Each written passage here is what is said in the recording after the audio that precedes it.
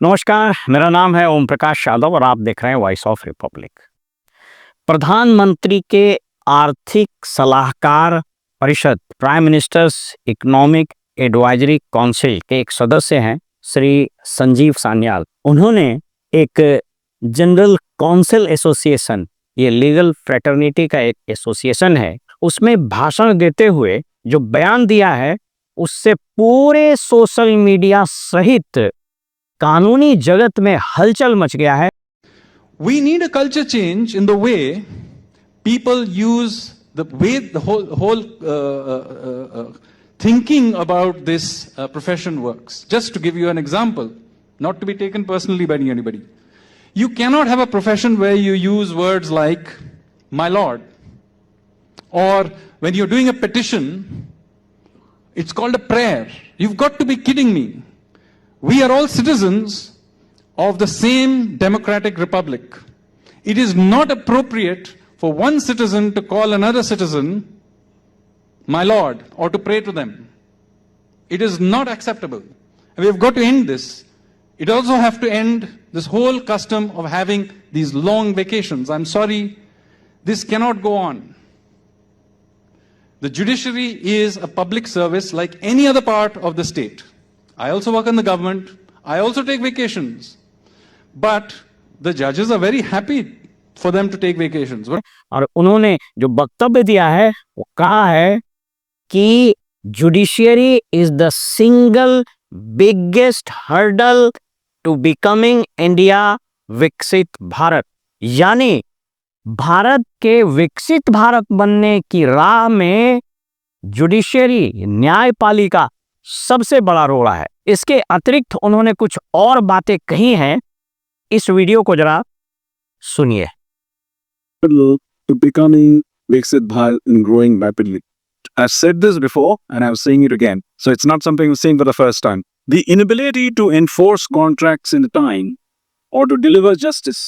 ये पूरा भाषण सच सोशल मीडिया पर उपलब्ध है, इसको आप देख सकते हैं। इसके अलावा ये इंडिया टुडे में ये न्यूज छपी है, इसको आप ध्यान से देखिए। संजीव सान्याल से judicial system biggest hurdle to विकसित भारत एम, भारत को के विकसित भारत बनने के एम में, उद्देश्य में, लक्ष्य में न्यायपालिका सबसे बड़ा रोड़ा है। ये रोड़ा कैसे है, या फिर यह एक टोन है, एक नैरेटिव है, ये क्या है, इस पर मेरी यह पूरी वीडियो आप ध्यान से सुनिए। इस वीडियो को बनाने का मेरा कोई उद्देश्य यह नहीं है कि मेरा न्यायपालिका के प्रति कोई असम्मान है। मेरा और मेरे जैसे तमाम भारतवासियों को अपने न्यायपालिका पर गर्व है, सम्मान है।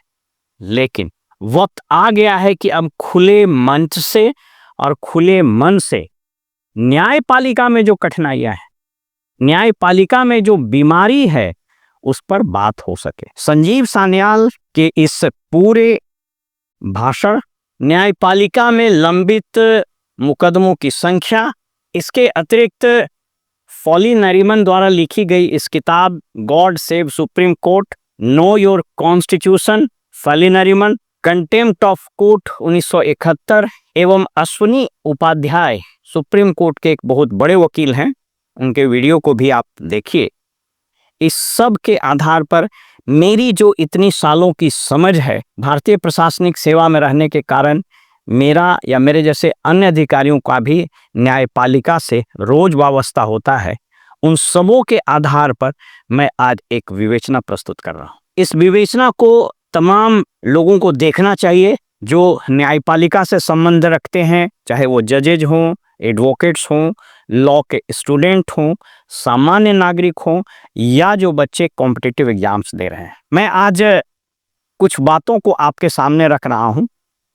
कुछ बातें संजीव सान्याल ने अपने वीडियो में कही हैं और कुछ बातें मैंने अनुभव की है। उन सबों का सार मैं आज आपको प्रस्तुत कर रहा हूं, एक एक करके। देखिए, सबसे पहले एक इसको समझें कि हमारा न्यायपालिका आज भी क्या मीडिएवल माइंडसेट से काम कर रहा है? अगर नहीं तो फिर ये न्यायपालिका में ये कास्ट सिस्टम कैसे है?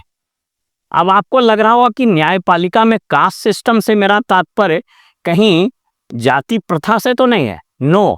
ये बात अलग है कि अखबारों में लगातार छपते रहे हैं कि न्यायपालिका में कुछ खास जाति के ही जजेज रहते हैं, ये बात अलग है। लेकिन मैं आज उससे इतर एक बात बता रहा हूं। आप सब लोगों को मालूम है कि यहाँ senior advocate, junior advocate, advocate on record, ये व्यवस्था क्यों कायम हो गई? जिसने कानून की पढ़ाई की वो आज के बच्चे भी हो सकते हैं। As a matter of fact आज के जो बच्चे कानून पढ़ाई करके जा रहे हैं वो अपेक्षाकृत ज्यादा कन्वर्जेंट हैं, क्योंकि वो एआई भी जान रहे हैं, वो सोशल मीडिया भी जान रहे हैं और दुनिया भर के कानून को पढ़ रहे हैं।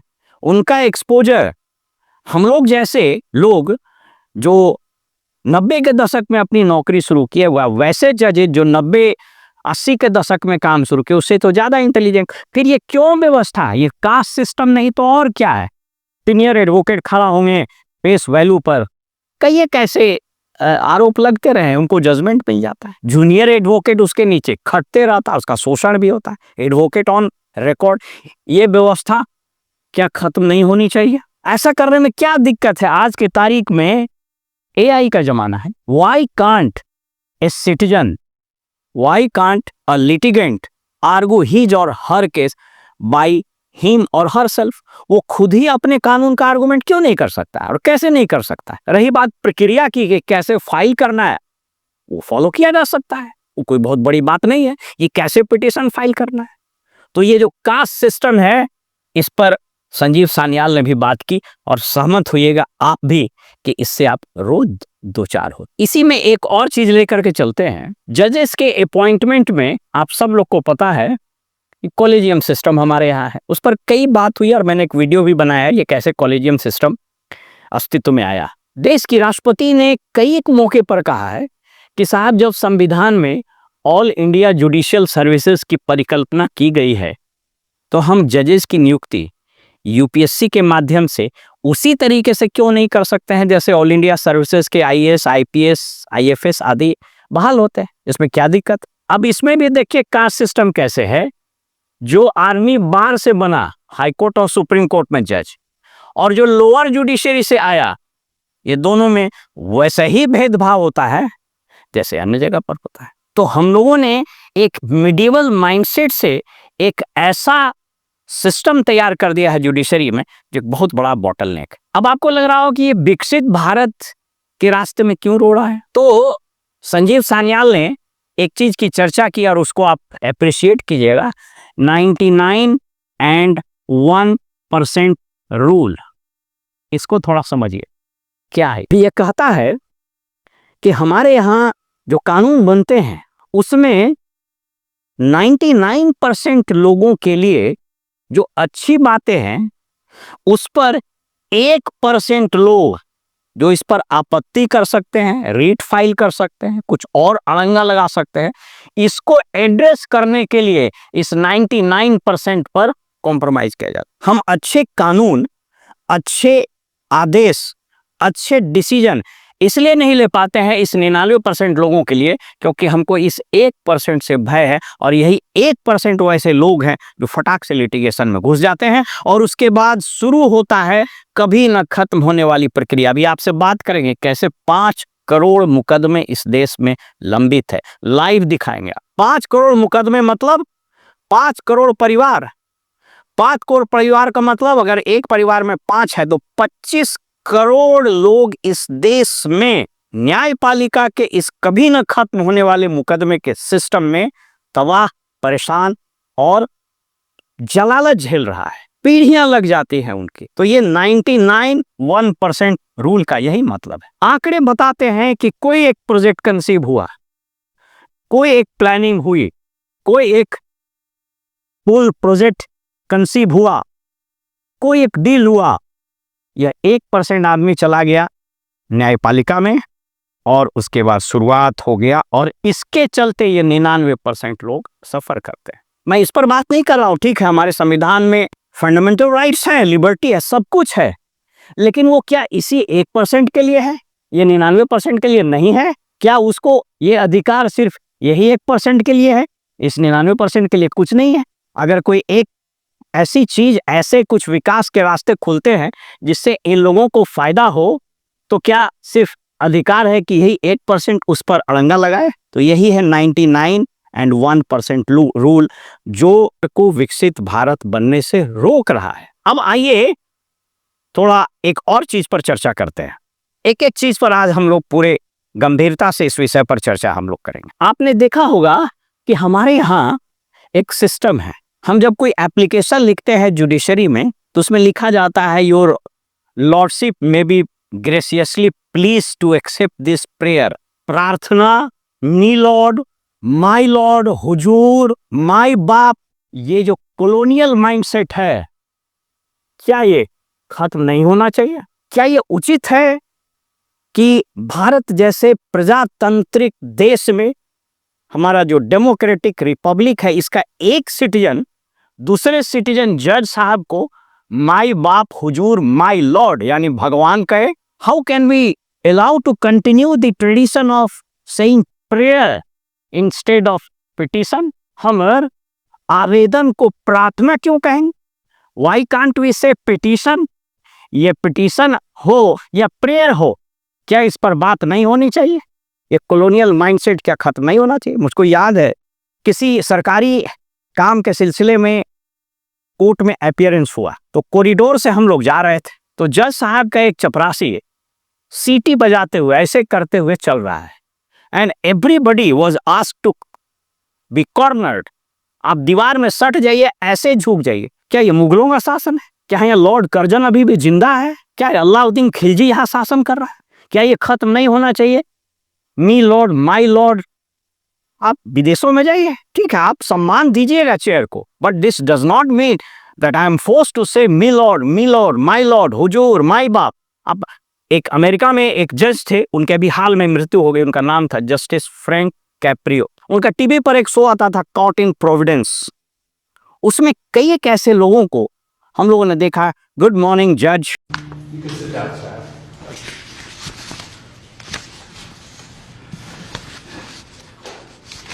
Thank you. Good morning, sir. Good morning, Judge. Mr. Carrera, you are charged with a school zone violation. Beg pardon?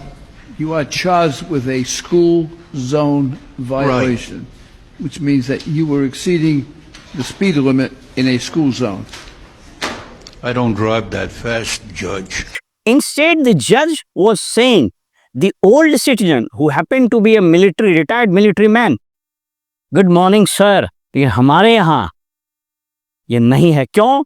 यही कॉलोनियल माइंडसेट। एक और विषय पर आज बात करते हैं। आप इसको ऐसे समझिए, हम इस देश में जहां कितने मुकदमे पेंडिंग हैं, इसको जरा हम आपको दिखा देना चाहते हैं। I just want to show you कि ये कितने मुकदमे हमारे यहाँ पेंडिंग है। देखिए, ये डिस्ट्रिक्ट कोर्ट का है, 4,69,14,659 मुकदमे। ये लाइव दिखा रहे हैं हम आपको, national judicial data grid district court से क्रॉस द कंट्री। इस देश में अभी वर्तमान में इतने मुकदमे पेंडिंग हैं। अब जरा आइए हम आपको ये लाइव दिखा रहे हैं हम आपको। हाई कोर्ट के देख लीजिए, हाई कोर्ट 63 लाख, ये पूरे देश के जितने हाई कोर्ट है 63,79,752, और सुप्रीम कोर्ट में लगभग 28, सुप्रीम कोर्ट में लगभग, देखिए सुप्रीम कोर्ट का लाइव दिखा रहे हैं, 88,251 मुकदमे। ये कुल मिला जुला करके लगभग जो 5 करोड़ मुकदमे पेंडिंग हैं। क्या ऐसी स्थिति में ये उचित है?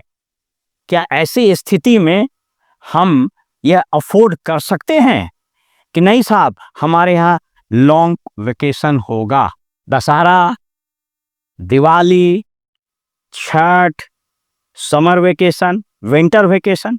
How can we allow, how can we afford such long vacations? Sanjeev Sanyal ने भी यही बात कही है, और ये बहुत उचित बात भी लगता है। अच्छा, इसको ऐसे समझिए कि फर्ज कीजिए कि आज देश के सभी डॉक्टर कह दें कि साहब हमको भी वेकेशन चाहिए। वेकेशन लेने का सबको अधिकार है, हम भी नौकरी में थे, हम भी लेते थे, आप भी लेते होंगे, सभी डॉक्टर्स कहे कि वेल हम वेकेशंस लेंगे और सारे हॉस्पिटल्स बंद रहेंगे। जज ये भी कह सकते हैं कि हमारे यहाँ तो वेकेशन बेंचेज हैं, तो डॉक्टर लोग भी कहेगा कि ठीक है हमारे पास भी वेकेशन बेंच है और इमरजेंसी वेकेशन में जो होगा उसी का सिर्फ इलाज होगा। Can we afford this? क्या हम ये बर्दाश्त कर सकते हैं? क्या ये संभव है? अच्छा उसको भी छोड़िए, आइए दूसरे प्रोफेशन, पुलिस अचानक कह दे कि ऐसा है कि आज हम लोग भी वेकेशन पर हैं and let entire police station be shut down. जजेज are happy, they can take decision, लेकिन how can we afford that the entire courts are shut down? सभी न्यायालय बंद हो जाएंगे। ये अंग्रेजों के द्वारा ये कॉलोनियल माइंडसेट से ये जो वोकेशन सिस्टम है, इस वोकेशन सिस्टम पर क्या नहीं बात होनी चाहिए? संजीव सान्याल ने तो यही बात कही है और अश्विनी उपाध्याय भी यही बात कर रहे हैं। तो इस पर बहुत जबरदस्त चर्चा हुई है। एक और चीज समझने की आवश्यकता है कि हमारे यहाँ जो ये मुकदमे इतने पेंडिंग जिसके भी मैंने चर्चा की, अब यह बात हो रही है कि साहब सुप्रीम कोर्ट को एक सुओ मोटो एप्लीकेशन इंटरटेन करना चाहिए and justice in 1 year. Ashwini Upadhyay ji इस पर बहुत लगातार बात करते हैं और ये बहुत लॉजिकल लगता है। जस्टिस इन 1 ईयर करके एक चार्टर बना दीजिए। आप बुलाइए सभी, आप तो रोज बुलाते ही रहते हैं, सभी स्टेट गवर्नमेंट, सेंट्रल गवर्नमेंट, सभी advocate generals, other citizen forums के लोगों को बुलाइए, स्टेट गवर्नमेंट के चीफ सेक्रेटरी को बुलाइए, डीजीपी, सबसे ओपिनियन लीजिए। 6 महीना लगाइए, रोज उसकी सुनवाई हो और एक पब्लिश कर दीजिए। आर्टिकल 142 में तो अधिकार है सुप्रीम कोर्ट को। अगर पार्लियामेंट नहीं बनाता, छोड़िए नेताओं को, नहीं बना रहा है, you can do this, supreme court can do this under article 142 कि जहां कानून नहीं है वहां सुप्रीम कोर्ट के आदेश कानून होते हैं, आप लागू कर दीजिए। 1 ईयर जस्टिस, 1 साल में न्याय हो जाएगा, फैसले आ जाएंगे और इसके लिए ये सब बंद करना होगा, तभी होगा। एक कानून है कंटेम्प्ट ऑफ कोर्ट 1971। यह आज के तारीख में एक ऐसा हथियार बन गया है कि जिसके चलते कंटेम्प्ट ऑफ कोर्ट, न्यायालय का अवमानना, ठीक है, ये बना इसलिए था, 1971 का कानून बना था इसलिए कि साहब न्यायालय का कोई अवमानना नहीं कर सके, न्यायालय की गरिमा है, बहुत अच्छा। लेकिन क्या ये नहीं लगता है कि एक ऐसा हथियार हो गया है जिससे हम इस पर डिस्कशन को भी रोक देते हैं? What to talk of criticism. मेरा भी यह वीडियो बनाना कोई न्यायालय की अवमानना करना उद्देश्य नहीं है, लेकिन डिस्कशन तो होनी चाहिए। पार्लियामेंट में किसी चीज पर चर्चा होती है, वहां भी सरकारों की आलोचना होती है, समाज में किसी विषय पर बात होता है, तो आज की तारीख में आप कैसे रोक सकते हैं? और अब ये ट्रेंड शुरू हो गया। जस्टिस यशवंत वर्मा का जो मामला उठा भ्रष्टाचार का, अब यू यंग जनरेशन है, जेन जेड से डरिए। क्या हुआ नेपाल में? पार्लियामेंट, प्रधानमंत्री, राष्ट्रपति आवास सहित सुप्रीम कोर्ट को भी जला दिया। लोगों ने बहुत आक्रोश है, खास करके नए बच्चों में, यंग जेन जेड में। क्यों आप ही के बच्चे जज बनेंगे? क्यों वे बच्चे जज नहीं बन पाते हैं जो एक से एक अच्छे लॉ इंस्टीट्यूट से पढ़े ब्रिलियंट बच्चे, जो शानदार अंग्रेजी बोलते हैं, जो शानदार हिंदी बोलते हैं, जिनको शानदार कानून की समझ है, लेकिन वो नहीं बन सकते हैं। क्यों? क्योंकि हमारे यहाँ कास्ट सिस्टम है। तो क्या समय नहीं आ गया कि कंटेम्प्ट ऑफ कोर्ट को रिविजिट किया जाए? आलोचना और विमर्श, आलोचना और अपशब्द दोनों में अंतर है। कोई भी डेमोक्रेसी, कोई भी इंस्टीट्यूशन, कोई भी संस्था, कोई भी बॉडी तब तक लाइव नहीं रह सकती है जब तक उसके बारे में विमर्श नहीं हो, उसके बारे में समालोचना नहीं हो, उसका एनालिसिस नहीं हो। यहां तो यह कानून रोक देता है, आप बात ही नहीं कर सकते। लेकिन कहता है ना कि टेक्नोलॉजी किसी सीमा को नहीं मानता है। आज सोशल मीडिया का यह युग है जिस पर तेजी से ये चीजें वायरल हो रही है और लोग ट्रेंड करने लगे। संजीव सान्याल का ये वीडियो इतना तेजी से वायरल हो रहा है, मैं आप सब लोगों को सलाह दूंगा कि आप सुन लीजिए। मैं किसी को प्रमोट नहीं कर रहा हूं, लेकिन बात तो है। अब इसको ऐसे समझें कि अभी हमारा देश 4th लार्जेस्ट इकोनॉमी, ठीक है, इसके अपने अलग इश्यूज हैं। हमारे यहाँ अमीरी गरीबी की खाई बढ़ रही है, हमारे 1% के पास बहुत ज्यादा वेल्थ है। इट्स ओके, वो बात होनी चाहिए और हम लोग करते हैं। लेकिन हमारी 4थी लार्जेस्ट इकोनॉमी, अगले कुछ वर्षों में हम 3rd लार्जेस्ट इकोनॉमी हो जाएंगे और हमसे ऊपर सिर्फ चाइना और यूएस रहेगा। यहाँ जाना भी मुश्किल है, इसलिए कि दोनों के बीच में गैप बहुत ज्यादा है। अभी हम यंग नेशन है, लेकिन अगले 2 दशक में इन 2 डिकेड्स हमारा जो एवरेज एज है वो 55-60 के आसपास चला जाएगा। तो हमारी हालत भी वही हो जाएगी जो अभी जापान की है, जो यूरोप की है। तो इस 2 दशक में अगर हमने फास्ट ग्रोथ रेट नहीं रखा तो आप विकसित नहीं हो सकते हैं। जो हमने सपना लिया है, और वो खाली प्रधानमंत्री का सपना नहीं है, वो हर एक देशवासी का सपना होना चाहिए कि 2047 यानी जब 100 बरस होगा आजादी का, हम विकसित हो चुके होंगे, हम बाउंस बैक कर चुके होंगे। देश आगे नहीं बढ़ा है, लेकिन ये बहुत बड़ा बॉटल नेक है। दिक्कत ये है कि बाकी जगह पर तो सुधार की गुंजाइश हो रही है, लोग बात भी कर रहे हैं, लोग खुलकर बात कर रहे हैं, आलोचना समालोचना विश्लेषण सब हो रहे हैं, लेकिन जुडिशियरी के बारे में सब लोग बोलने से डरता है। इन्हीं कारणों से बोलने से लोग डरते हैं। लेकिन प्रश्न उठता है कि ये कैसे चलेगा? क्या इस पर बात नहीं होनी चाहिए? क्या यह हम लोगों को नहीं देखना चाहिए कि साहब ये जो हमारा जो ये फिगर है 4,59,14 लगभग 5 करोड़ मुकदमे जो पेंडिंग हैं, ये लाइव आपको दिखा रहे हैं। क्या इस पर बात नहीं होनी चाहिए? लेकिन इस पर बात होने की बजाय हम लोगों ने और क्या किया है?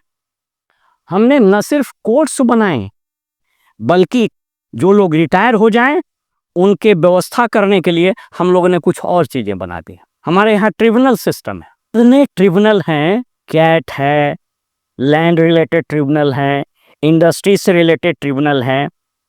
अब ये 42वां संशोधन जब हुआ था संविधान में, तो 1976 में ये ट्रिब्यूनल सिस्टम आया।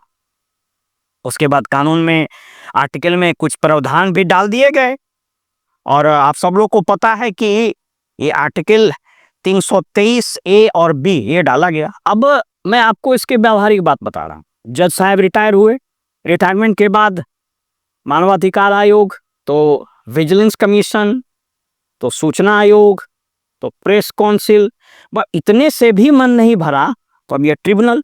इस देश में असंख्य ट्रिब्यूनल है, यानी हम एक से तो परेशान ही थे, पैरेलल और इंस्टीट्यूशंस खड़े हो गए। रिटायरमेंट के बाद जाइए और मौज से बरसों चलते रहते हैं मुकदमे, 99% जिसकी चर्चा मैंने की। इसके बाद एक और धंधा शुरू हुआ आर्बिट्रेशन का। ठीक है, आर्बिट्रेशन इज गुड, थ्योरेटिकली बहुत अच्छा लग रहा है कि साहब कोर्ट के बाहर दोनों पक्ष मिल करके कर ले।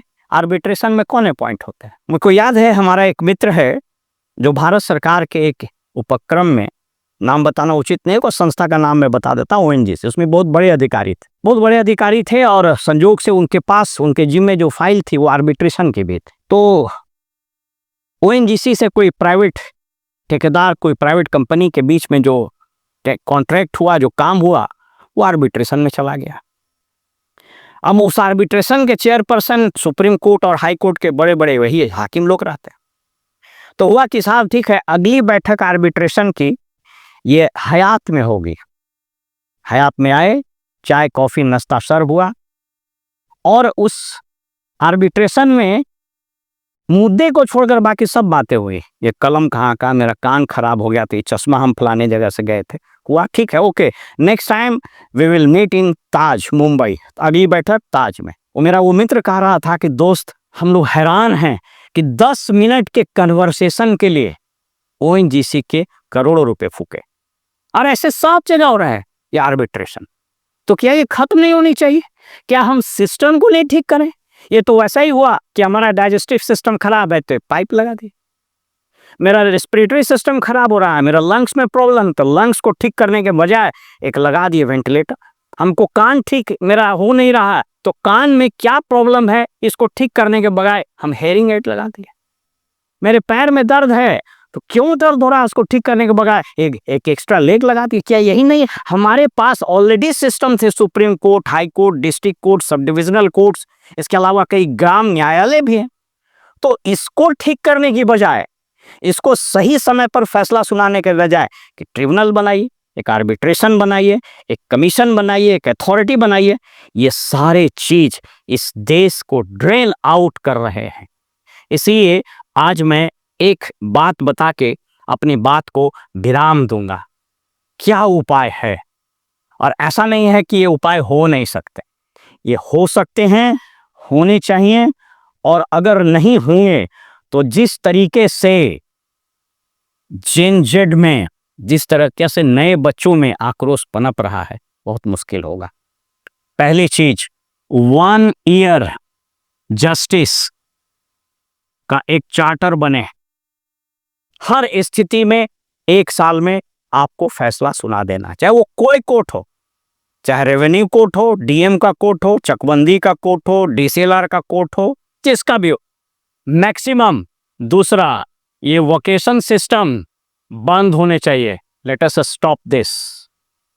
तीसरी चीज, ऑल इंडिया जुडिशियल सर्विसेज तुरंत गठित हो और यंग बच्चे, टैलेंटेड बच्चे, गरीब के भी बच्चे, कमजोर के भी बच्चे, हर वर्ग के बच्चे इस यूपीएससी के एग्जाम से जजेस बने। चौथी चीज, कंटेम्प्ट ऑफ कोर्ट और इस तरह के कानून को रिविजिट कीजिए, खत्म करने के लिए रिविजिट कीजिए, and allow a healthy discussion, allow a healthy critical analysis, समालोचना को इंकरेज कीजिए, of course not in abusive language. और चौथी और पांचवी चीज, जिस कास्ट सिस्टम की बात मैंने कही, उस कास्ट सिस्टम की जिसमें हुजूर, माई बाप, प्रेयर को, पिटीशन को प्रेयर बोलना, माई लॉर्ड, हुजूर बोलना, senior advocate, junior advocate, advocate on record, बंद कीजिए इस व्यवस्था को। अलाउ कीजिए को नागरिक अपना मुकदमा खुद लड़ सके। आप जाइए सुप्रीम कोर्ट के, आप देख लीजिए, वेबसाइट पर उपलब्ध है। एक एक वकीलों के फीस, एक एक अपीयरेंस के 25 लाख रुपए फीस है। कौन सा देश हमने बना दिया, किस तरह की न्यायिक व्यवस्था हमने बना दी। और ये ड्राइंग रूम और टीवी चैनलों के स्टूडियो से बाहर निकलना होगा, और ये आवाज उठनी शुरू हो गई है।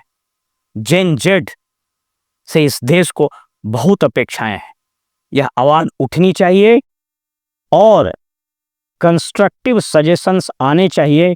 देश और न्यायपालिका से हाथ जोड़कर, पार्लियामेंट से, केंद्रीय सरकार से, सुप्रीम कोर्ट से हाथ जोड़कर करवद्ध प्रार्थना है कि इस देश को इस मुकदमे के महाजाल से आप बचा दीजिए। ये जो महाजाल है, इस महाजाल से बचाइए। अगर ये महाजाल नहीं कटा, इससे नागरिकों को राहत नहीं मिला, तो न हम सुरक्षित रहेंगे, न आप सुरक्षित रहिएगा, न ये देश सुरक्षित रहेगा, न संविधान सुरक्षित रहेगा। क्योंकि न्यायालय, संविधान और कानून के ये तमाम किताबें, संविधान के तमाम किताबें तभी तक अस्तित्व में रहेंगी जब तक लोगों की आस्था और उसका विश्वास है। समय आ गया है कि लोगों की इस आस्था को अब छोड़ रखा जाए। मेरा विचार आपको कैसा लगा, आप हमें जरूर लिखें। आपकी राय का, आपके सुझाव का, आपकी आलोचना का भी सदैव स्वागत रहेगा। नमस्कार।